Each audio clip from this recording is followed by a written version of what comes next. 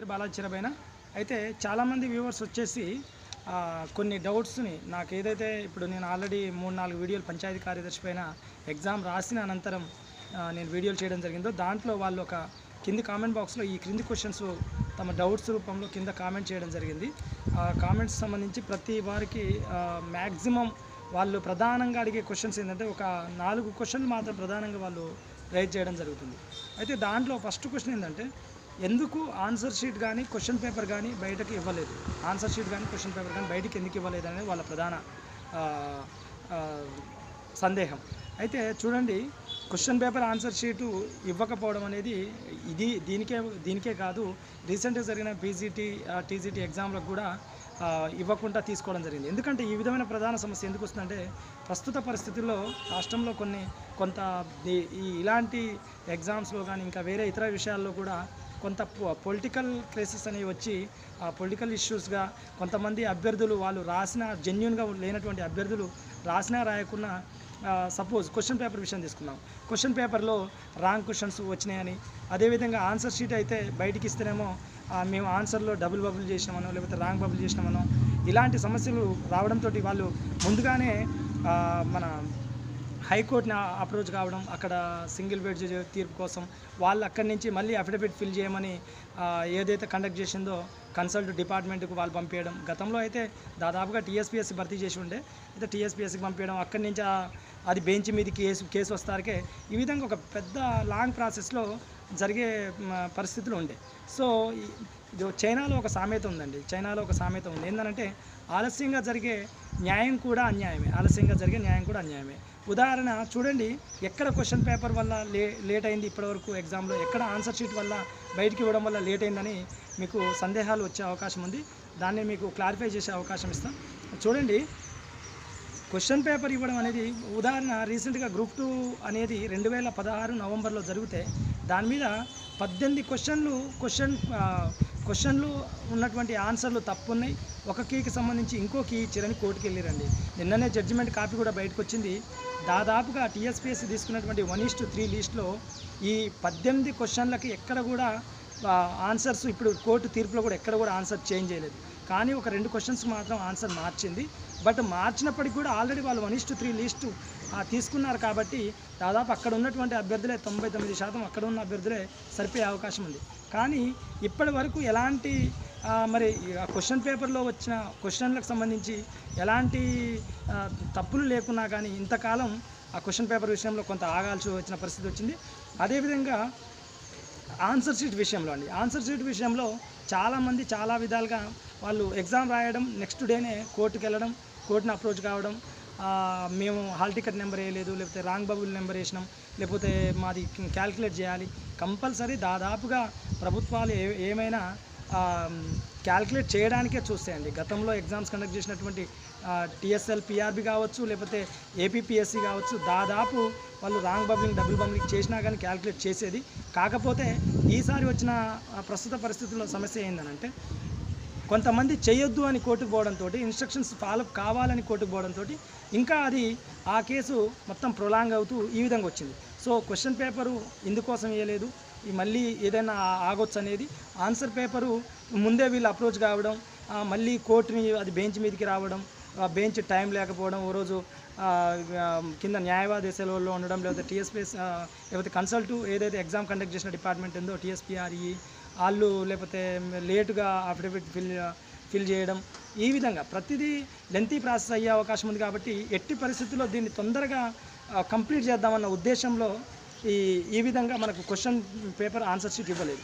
ఇంకోటి question number 2 వచ్చేసిందనంటే అయితే ఇంకోటి ఆన్సర్ షీట్లో చూడండి, ఆన్సర్ షీట్ విషయంలో గతంలో ఎక్కడైనా ఈ విధంగా ప్రొలాంగ్ అయిందా సార్ అని అడగవచ్చు. అయిందండి. మాది ఆన్సర్ షీట్ విషయంలో మేము హాల్ టికెట్ నెంబర్లు మేము వేయలేదు అని కొంత రాంగ్ బబుల్ చేసినామని రామలింగేశ్వరరావు జడ్జిమెంట్ విషయంలో మానవతా దృక్పథంతో తీసుకోవాలని చాలా కాలం తర్వాత తీర్పు వచ్చింది. సరే, దాదాపు చేస్తున్నప్పటికి కానీ ఎగైనెస్ట్గా మళ్ళీ అభ్యర్థులు వెళ్ళినప్పుడు కోర్టులలోకి వెళ్ళినప్పుడు కొంత ప్రాబ్లమేటిక్గా అయ్యే అవకాశం వస్తుంది. అయితే పంచాయతీ కార్యదర్శి పోస్టులను అమ్ముకున్నారా అని క్వశ్చన్ అడుగుతారు చాలా. పంచాయతీ కార్యదర్శి పోస్ట్ అనేది ఎట్టి పరిస్థితులు అమ్ముకోరండి, అది ఒక ప్రభుత్వం, అది ఒక వ్యవస్థ. ఆ విధంగా అమ్ముకోవడానికి అసలు ఛాన్స్ ఉండదు. ఇప్పుడు ఒక కాంపిటేటివ్ ఓరియంటేషన్లో కండక్ట్ చేస్తున్నప్పుడు అన్ని విధాలుగా మీకు ఉంటుంది. తర్వాత ఈరోజు కాకుండా మీకు ఈరోజు కాకుండా రేపు ఎగ్జామ్స్ కండక్ట్ చేసిన తర్వాత మీ యొక్క ఆన్సర్ షీట్ కానీ మీ యొక్క క్వశ్చన్ పేపర్ని కానీ మీరు కోరొచ్చు. RTI act, right to information act 2005 ప్రకారం 2005 తర్వాత ఏ ఎగ్జామ్ జరిగినా పారదర్శకత అనేది కంపల్సరీ ఉంటుంది. ఒకవేళ మెరిట్ లిస్ట్లో మీ పేరు లేకపోతే కంపల్సరీ మీరు కూర్చోండి, మీ హాల్ టికెట్ నెంబర్ ఒక వైట్ పేజ్ తీసుకోండి, దాంట్లో మీ పేరు రాయండి, మీ హాల్ టికెట్ నెంబర్ వేయండి. ఈ విషయానికి సంబంధించి ఇది నా వ్యక్తిగత విషయం, నా వృత్తిపరమైన విషయం. దీనికి సంబంధించి నాకు నా జీరాక్స్ కానీ అదేవిధంగా మీరు సెలెక్ట్ చేసినటువంటి మెరిట్ లిస్ట్ కానీ ఈ రెండు నాకు పంపించగలరు అనేది పెట్టండి. మళ్ళీ ఒకసారేనండి, ఆర్టీఐ యాక్ట్లో ఒక వైట్ పేజ్ తీసుకొని కన్సల్ట్ డిపార్ట్మెంట్, ఏ డిపార్ట్మెంట్ అయితే పంపిస్తామో ఆ డిపార్ట్మెంట్కే మీరు అడ్రస్ చేయాల్సి ఉంటుంది. ఆ డిపార్ట్మెంట్ సంబంధించే వాళ్ళే పబ్లిక్ ఇన్ఫర్మేషన్ ఆఫీసర్ అవుతారు. ఇండియాలో ఎక్కడ కూడా సపరేట్ పబ్లిక్ ఇన్ఫర్మేషన్ ఆఫీసర్ ఉండండి. ఉదాహరణ పోలీస్ స్టేషన్లో సమాచారం కావాలంటే పోలీస్ స్టేషన్ ఎస్ఐ గారే, అక్కడ ఉన్న స్టేషన్ హౌస్ ఆఫీసరే పబ్లిక్ ఇన్ఫర్మేషన్ ఆఫీసర్ అవుతాడు. ఒకవేళ ఎంఆర్ఓ ఆఫీస్లో మీకు ఇన్ఫర్మేషన్ కావాలైతే ఎంఆర్ఓ గారే మీకు అక్కడ ఉన్నటువంటి పబ్లిక్ ఇన్ఫర్మేషన్ ఆఫీసర్ అవుతారు. ఈ విధంగా ఉంటుందండి. దాని తర్వాత అప్పీల్ ఉంటే అక్కడ జిల్లా కలెక్టర్లు. ఇప్పుడు మీరు డైరెక్ట్ ఎగ్జామ్ కండక్ట్ చేసేది మనకు తెలంగాణ స్టేట్ పంచాయతీరాజ్ డిపార్ట్మెంట్ కాబట్టి మీరు డైరెక్ట్ దానికే మీ హాల్ టికెట్ నెంబరు మెన్షన్ చేస్తూ, మీ పేరు మెన్షన్ చేస్తూ, మీకు సంబంధించిన వ్యక్తిగత వివరాలు మీకు మాత్రమే ఇస్తారు, ఎవరికి కూడా ఇవ్వరు. అది కూడా ఎగ్జామ్ పూర్తి అయ్యి మెరిట్ లిస్ట్ వచ్చిన తర్వాత మాత్రం ఇచ్చే అవకాశం ఉంటుంది. ఇప్పుడు మాత్రం ఏది కూడా కాన్ఫిడెన్షియల్గా ఉంటుంది.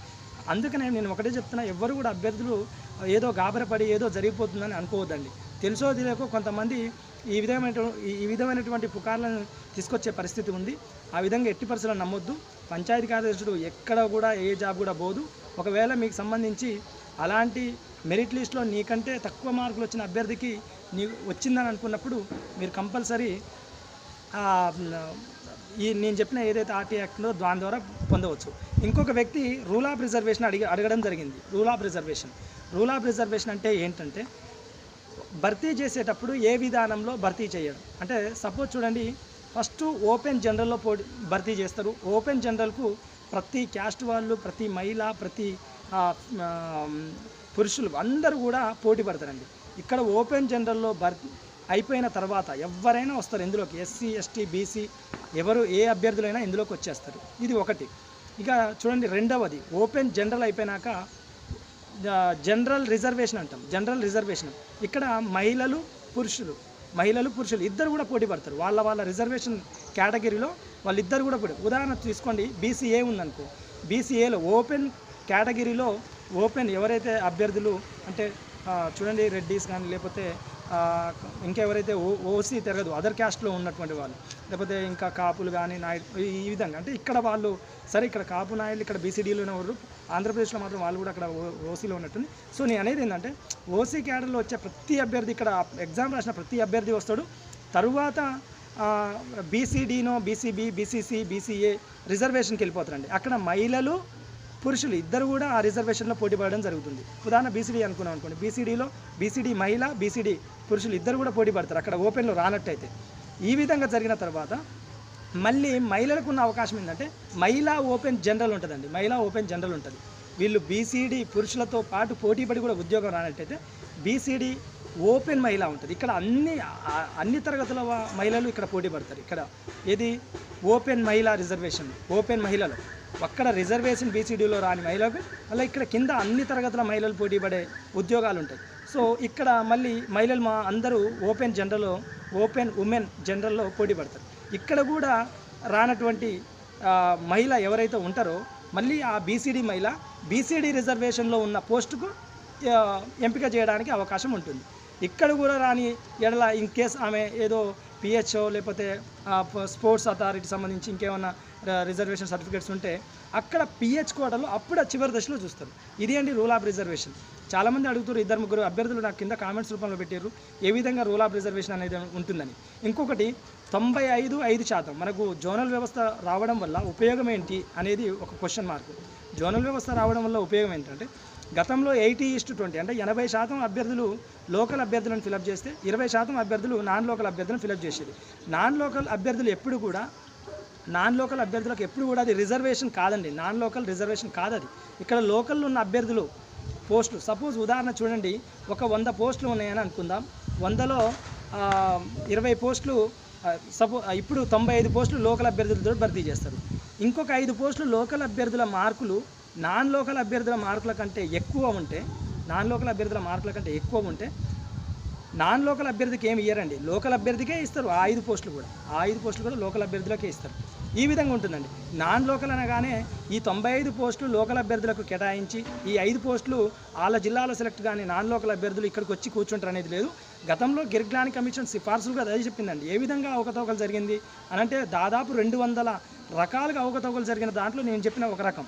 అంటే ఎవరైతే మా పక్కన తెలుగు రాష్ట్రం వాళ్ళు ఇక్కడ సెటిల్ అయ్యారో ఏ విధంగా వాళ్ళు ఉద్యోగాల్లో భర్తీ అయ్యారు అనే ఒకానొక కారణం నాన్ లోకల్లో రిజర్వేషన్ తరగతిగా చూపించడం. దాన్ని నాన్ లోకల్ ఎప్పుడు కూడా రిజర్వేషన్ కాదు. నాన్ లోకల్ అభ్యర్థులు అంటే లోకల్ అభ్యర్థుల కంటే మార్కులు ఎక్కువ వచ్చినప్పుడు మాత్రమే పోటీ పడాల్సి ఉంటుంది.